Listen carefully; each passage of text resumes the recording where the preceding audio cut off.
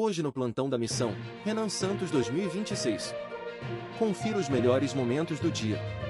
Eu convenci ele a se render. Esta medalha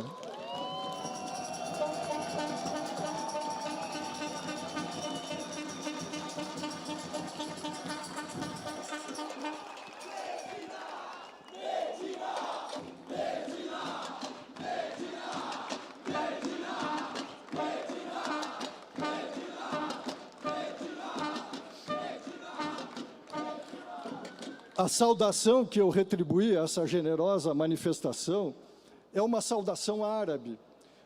Sinto vocês em meu coração. As minhas palavras só falam de vocês com respeito.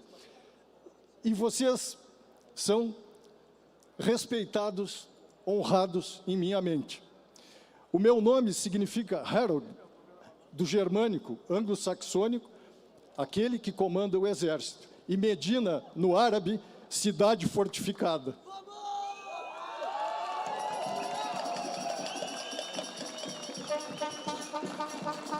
O meu pai e a minha mãe escolheram bem o meu nome para este ato, nesse passo de São Francisco de Assis, para responder presente ao vosso lado e principalmente ao lado do Renan, como eu dizia antes. Se eu fui merecedor de uma medalha por salvar a vida de um refém, eu dividi ela com o Renan lá no Rio Grande do Sul, porque ele vai salvar milhares de vidas de brasileiros e brasileiras atormentados pelo crime nesse Brasil.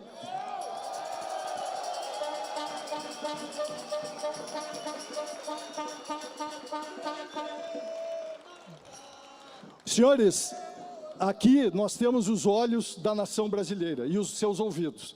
Pois bem, senhores do PCC e do primeiro comando da capital, ouçam o nosso chamado, mudem-se do Brasil, façam as malas e vão embora, porque os brasileiros... Não precisamos matar ninguém se eles arrumarem a mala e forem embora, por livre e espontânea vontade.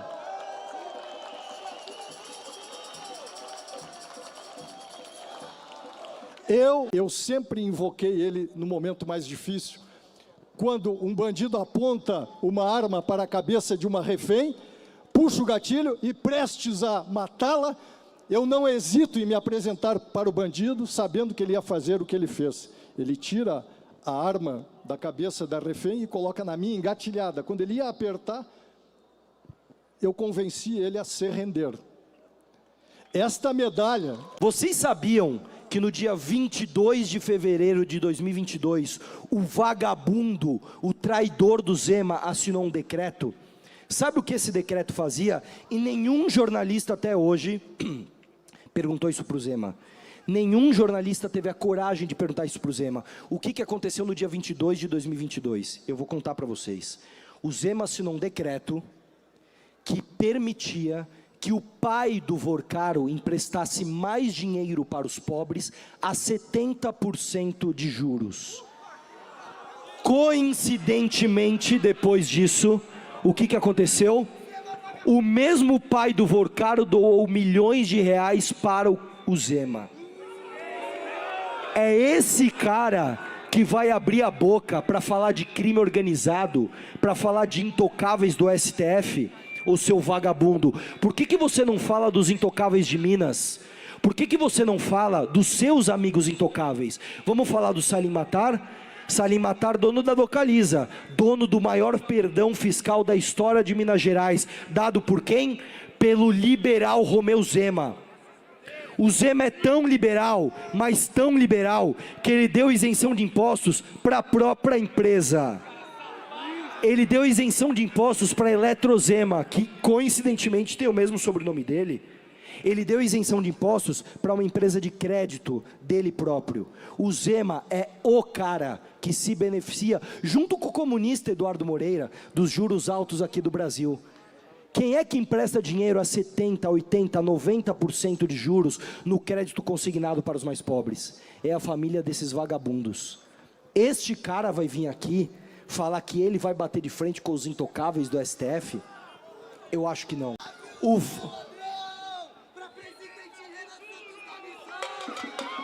Flávio é ladrão. Para presidente Renan Santos da Missão. Flávio é ladrão. Para presidente Renan Santos da Missão. Flávio é ladrão. Para presidente Renan Santos da Missão. As pessoas sentiam um sentimento de que ricos, poderosos, presidentes, líderes empresariais, senadores poderiam ser presos. Que essas pessoas poderiam ser alvo da justiça, assim como a justiça vai para trás de você. E se fizer uma declaração de imposto de renda errada, alguns de vocês aqui, cada vez mais cercados por supercomputadores da Receita, cada vez mais taxados por alíquotas cada vez maiores. Ai de vocês, mas os poderosos não podiam. Naquele pequeno momento, naqueles pequenos 4 anos entre 2014 e 2018, rico, poderoso, podia ser preso. E a sensação de boa parte do Brasil que pagava a conta, era de que o seu país começava a fazer sentido, de que havia justiça, de que num país que se faz justiça, todo mundo topa fazer um sacrifício junto. Porque a real é a seguinte, nós vamos precisar fazer muitos sacrifícios juntos, muitas reformas juntos. Nós vamos precisar explicar para as pessoas que a forma como o Estado foi construído está errada, que ficou caro demais e a gente não ficou mais rico. O Estado brasileiro é caro e nós ficamos pobres. Que todo mundo vai ter que trabalhar para gerar receita, todo mundo. Não vai dar para viver num país apenas do assistencialismo puro e simples, uma massa de brasileiros vivendo às custas de outros brasileiros. Não seremos cruéis com as famílias que não têm nem meios de arrumar um emprego, porque nem existe atividade econômica. Eu visitei os lugares mais pobres do Brasil e eu vi isso. Nós montamos um trabalho social numa cidade no interior do Rio Grande do Norte, com pouquíssimos recursos, para mostrar que é possível fazer cooperativismo. O mesmo cooperativismo que existe na região sul do Brasil, e que pegou famílias de imigrantes que vieram para cá 70, 80, 100 anos atrás, e que hoje prosperam. E que é possível fazer isso no interior do Nordeste. E que se o governo federal, se o Estado quiser fazer frentes de trabalho, parcerias com a iniciativa privada, parcerias do governo federal com os governos municipais, nós vamos começar a gerar emprego para aquela massa de pessoas que na sua maioria quer trabalhar. Quer trabalhar. Nós temos que alterar isso. Nós vamos ter que mexer nisso. Nós vamos ter que olhar para a política de compra de votos do governo atual e falar, não será possível manter isso. Só que o problema, veja só, é que para começar uma guerra dessas, nós temos que despertar as pessoas que estão ajudando a pagar a conta. Porque ninguém disse antes da gente que era preciso destruir o crime organizado e retomar as nossas ruas, os nossos bairros, as favelas e as cidades? Porque não disseram antes de nós que o correto a se fazer com a população mais pobre é desfavelizar o bairro dela? Porque não disseram para todos nós que o correto é chegar para os administradores e prefeitos de todas as cidades e avisar, não adianta só usar o nosso dinheiro, você vai ter que entregar melhora na qualidade de vida.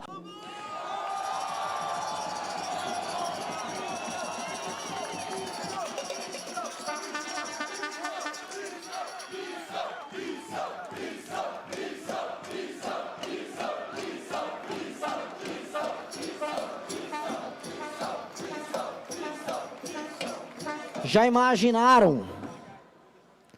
Na primeira pesquisa do segundo turno, nós já aparecendo na frente do Lula, e o Lula, aí sim, ele desesperado para ir para os debates, para poder tentar virar o jogo.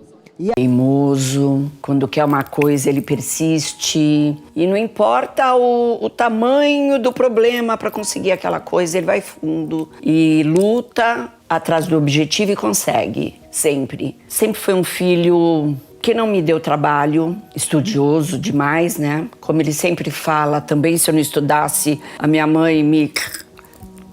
eu era uma mãe um pouco chata, mas era pro bem dele e deles, né? Dos meus 3. Quando eu imagino ele, pra mim, ele é um cara muito engraçado, principalmente na infância. É uma pessoa séria que quando quer as coisas vai em frente, assim, sem olhar pros lados. E às vezes você fala, Renan, ele tá lá. Não, porque Renan, sim. Então assim, ele tem esse foco e esse objetivo. Carrega um peso, assim, uma pressão em cima dele, que eu acho que ele mesmo bota nele pra ser perfeccionista em tudo que ele faz. E ele vai atrás do que ele quer, não importa as dificuldades. O Renan, essencialmente, é um nerd. Por que eu digo isso?